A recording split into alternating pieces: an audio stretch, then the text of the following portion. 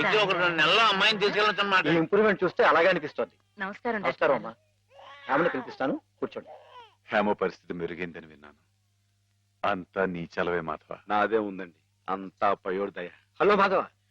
నమస్కారం డాక్టర్ గారు. ఎక్కడయ్యా? అయ్య బాబాయ్, ఇక్కడ అండి. ఏమిటి సంగతి? ఇది improving, isn't it? Yes, doctor.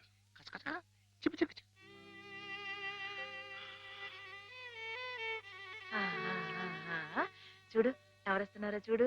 ఇన్ని హేమా, నేనే మీ అత్తయ్యని.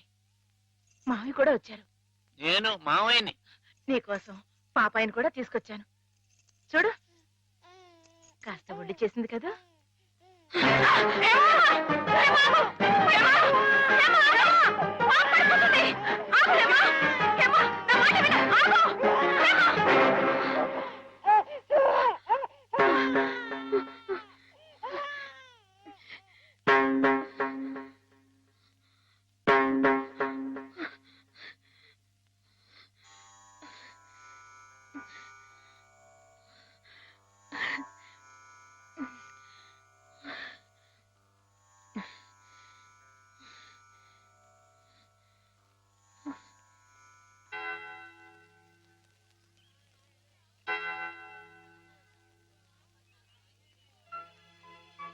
పాపం తెచ్చి నాకు అప్పగించిందంటే తన వస్తువుల్ని, తన మనుషుల్ని గుర్తుపడుతున్నమాటే కదా సరస్వతి. నిజమే.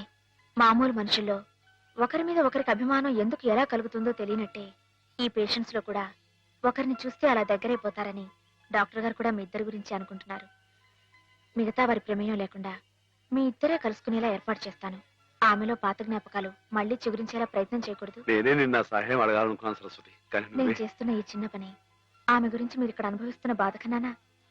ఏమిటో ఆ పిచ్చివాడు సరస్వతి ఎప్పుడు అలాగే మాట్లాడుకుంటూ ఉంటారా? మాట్లాడుకోరే పాపం. మరి మాట్లాడుకోపోతే ఎందుకు పెదవులు అలా కదులుతున్నాయి? మాట్లాడుకుంటే కాళ్ళు కదులుతాయి గాని పెదాలు ఎందుకు కదులుతాయిరా? ఓహో, అబ్బో, నువ్వు కూడా కొట్టేవే. పిచ్చి నీకా నాకా? ఓహో, పిచ్చి నాకే. అమ్మో,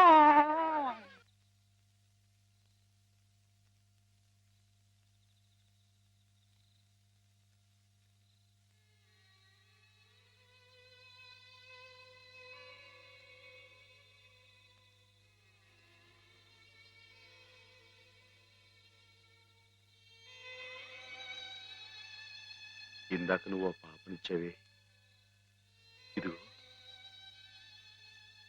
నా దగ్గర జాగ్రత్తగా ఉంది. కానీ పాప బుజ్జోటం లేదు. నువ్వు జోలు పడతావా? పాప బుజ్జుంటుంది.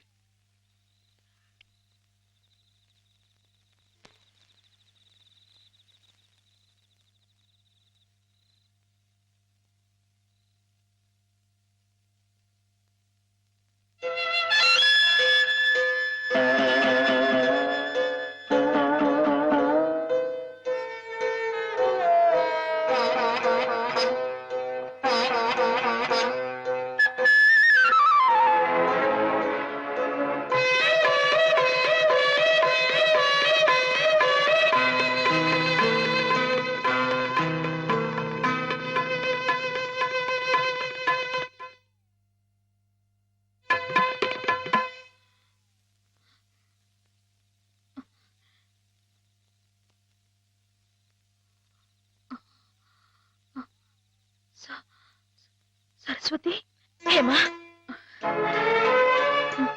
నేను ఇక్కడున్నానేమిటి? కొద్దిగా ఒంట్లో బాగుండకపోతే ఇక్కడికి తీసుకొచ్చారు. రేపింటికి వెళ్ళిపోదు గాని.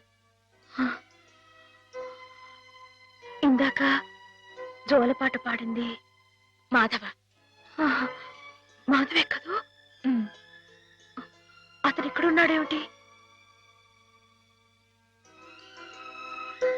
చెప్పు సరస్వతి.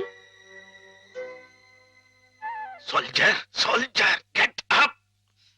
మన సరిహద్దుల దగ్గర ఏదో అలజడి వినిపిస్తోంది. మన సైనికులు ఆల్రెడీ ట్రైన్ లో బయలుదేరిపోయారు, కానీ ఇంజన్ లేదు. నువ్వే ఇంజన్. ఉన్నారు కదా మేజర్. నేను నేల మీద హెలికాప్టర్ లో ఎగురుతూ పైన పెడుతున్న ట్రైన్ లోకి శత్రువులు దూకుండా చూడాలి. That's my duty. ఏమిటి మేజర్, కింద నేల మీద హెలికాప్టర్ ఎగురుతూ ఉంటే పైనుంచి ట్రైన్ వెళ్తుందా? ఎస్, ప్రపంచ యుద్ధాలు అలాగే జరుగుతాయి. మనం ఏం చేయలేం. కమాన్. నేను ఆ ట్రైన్ ఎక్కి అలాగే వెళ్ళిపోనా? నువ్వు మా సైన్యంలోనే ఉండాలి. అలాగే థ్యాంక్ యూ అలాగే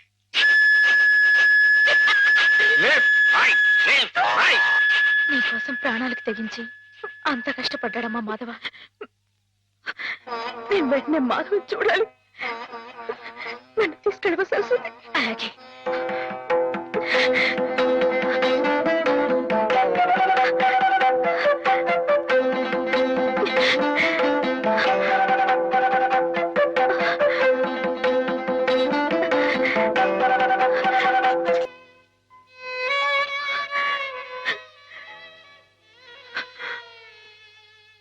రైలు ఇట్ట ఆగిపోతే ఎట్ట వెనక నుండి విమానాలు వచ్చి గుద్దుకుంటాయి చట్టం.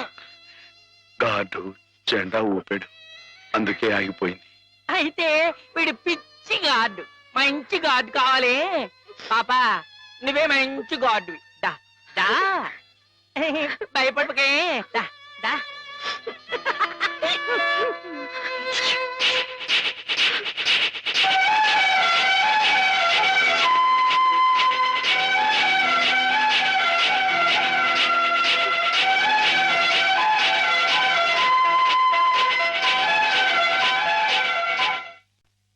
నాన్న, మా పెళ్లికి ముహూర్తం పెట్టించమని సిద్ధాంత్ గారికి చెప్పావా? అవునరా, బావ పోయి అప్పుడే ఏడాది కావస్తుంది. సంవత్సరం తిరగకుండా అమ్మాయికి పెళ్లి చేస్తే ఆయనకి కన్యాదాన ఫలం కలుగుతుందట. మరి పక్షం రోజుల్లో సంవత్సరం రాబోతుంది. అందుకే ఈ లోపల ఏదైనా మంచి ముహూర్తం ఉంటే చూడండి అని చెప్పాను. వద్దు నాన్న, నువ్వేం తొందరపడకు. ఏమిట్రా, హేమకు పూర్తిగా నయమైపోయింది, రేపు ఇంటికి తీసుకెళ్లిపోవచ్చని కూడా చెప్పారుగా. ఏమైనా హేమన్ నాకు ఇచ్చి చేయడం న్యాయం కాదు. న్యాయం కాదా? అదేమిట్రా?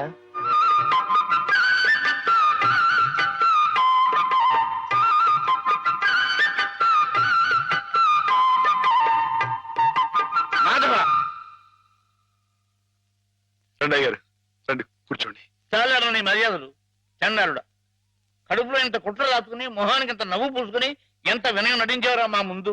అయ్యారు మీరేమన్నారు అయ్యా అర్థం రేయ్, నిన్ను మా ఇంట్లో ఒక కుర్రాడుగా చూసుకున్నాను రా. అందుకే హేమ నువ్వు కలిసి తిరిగిన, హేమ నీ ఇంటికి వచ్చినా నీ మీద నాకు వేసమెత్త అనుమానం కూడా కలగలేదురా. ఒరేయ్, హేమ చిన్నప్పటి నుంచి నా ఇంటి కోడలు అవ్వాలని అవుతుందని ఎంత మర్చిపోయాను రా. అలాంటి పిల్లని ఎగతన్నుకు పోయి నువ్వు పెళ్లి చేసుకోవాలనే దుర్బుద్ధి ఎలా కలిగిద్దా నీకు? బావగారు ఎంత అభిమానించేవారు. ఆయన రాసిన కావ్యాలన్నీ అంకితం కూడా ఇచ్చారే నీకు. అటువంటి మహానుభావునికి ఇంత స్వామిత్రహం ఎలా తలపెట్టావురా అప్రాచుడా? ఒరే, ఆయన బ్రతుకుంటే ఇప్పుడురా నీ దురాలోచన తెలిసి గుండె పగిలి సచ్చి ఉండేవాడురా. ఇంకా ఎందుకురా వెధవ బ్రతుకు? ఛీ!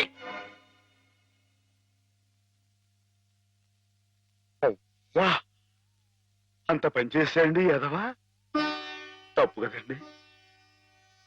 ఎరా తెన్నింటి వాసాలు లెక్క పెడతావా? అసలు ఈ పుట్టగతులు ఉంటాయరా? ఇట్టండి అదేనండి, ఇట్ట ఎవ పని చేస్తాను వదిలిపెడతాండి, నరికి పోగులు నీకేం తెలియదు. అమ్మాయి గారి మీద నీకు నీకు పాడుబుద్ధలా కలిగిందిరా. నువ్వు మనిషి కాదురా, పశువురా, పశువు. మీరు చెప్పుకోవడారా ఇలాంటి తప్పుడు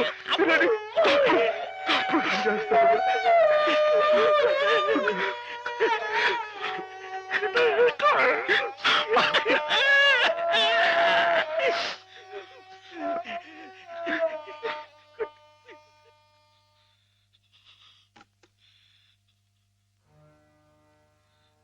ఏం బతుకురా నీది, ఏ ముహూర్తంలో పుట్టావురా? ఇంకా ఎందుకురా కావాలని బురద పులుముకుంటావు? నేను నానా మాటలు అంటుంటే నేను అట్లాంటి వాడు కాదు బాబు అని చెప్పాడు. ఇంకా ఎందుకు పిచ్చోళ్ళ నటిస్తావు? ఏం బాగుంకుందామని నిన్ను చేరదీసి ఎంత అన్నం పెట్టిన వాళ్ళకి అన్యాయం చేసే మనసు మనసు మనసు చెప్పుకోరా. నీ బతుకు గురించి ఆలోచించుకుంటా వాళ్ళ రుణం తీర్చుకోవడానికి ఉన్న హస్తం తమ్మేసి వాళ్ళకి సాయం చేసేది అది నువ్వు చేసిన తప్పు. నువ్వేమిటో నీ భవిష్యత్తు ఏమిటో చూసుకోకుండా వాడు బాగుండాలి వాడోళ్ళు బాగుండాలని 24 గంటలు ఏడ్చేవి. ఇలా ఇలా నానా మాటలు అనిపించుకోవడానిక? అమ్మాయి గారు అని ఒక దేవతలా చూసుకున్నారే. తడి దేవత సొంతం చేసుకునేంత దౌర్భాగ్యుడురా. మాటలు ఎవరో పిచ్చలవా. ఈ బతుకి ఓ తోడు కావాలని కూడా చూసుకోకుండా అమ్మాయి గారికి మంచి తోడు దొరికిందని తెగ సంబరపడిపోయావే. దేనికిరా? దేనికి? ఇలా పిచ్చోళ్ళ మధ్య నరకేతం అనిపించడానికా? ఏదో ఓ తాగుబోతే అథవా నానా కూతురు కూర్చోడంటే వదిలేయచ్చు. కానీ చిన్నప్పటి నుంచి నువ్వెవరో నువ్వేంటో తెలిసిన ఆ పెద్ద అన్నారే మాట్లాడినాడంటే, ఒరే మాధవా, నేను ఆ దేవుడు కూడా అర్థం చేసుకోలేదురా. అర్థం చేసుకోలేదు. కుళ్ళు చచ్చిపోయేదాకా ఏడవరా ఏదవా. నీ మొక్క నాకు ఏదవరి.